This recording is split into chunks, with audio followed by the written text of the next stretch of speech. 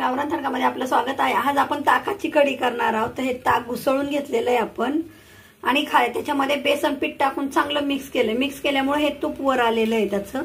आज आपण अशी तुपटच कढी करणार आहोत।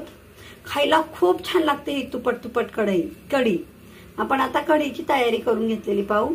आपण कढईमध्ये मिरची टाकलेली आहे कापून, जिरं मोहरी टाकलेली आणि लसूण टाकलेला आहे आणि याच्यामध्ये आपण आता हिंग टाकणार आहोत थोडासा।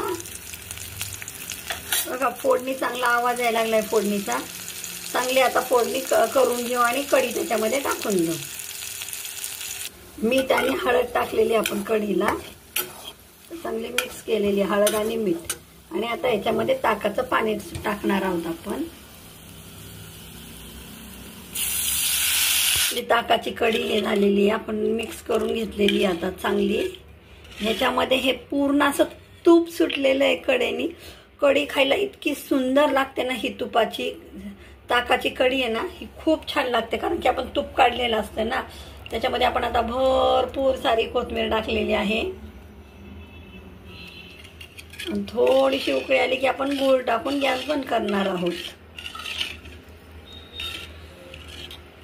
आपली अशी आहे ही ताकाची कढी। छान दिसते ना आपली ताकाची कढी। कढी आता झालेली, आपण कढीमध्ये गूळ टाकणार आहोत।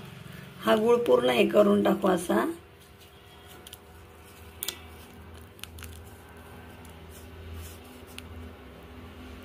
मिक्स करून घेऊ आणि कढीला एक बारीकशी उकळी आली की आपण गॅस बंद करणार आहोत। प्रकारे तयार आहे आपली तुपट अशी ताकाची कढी।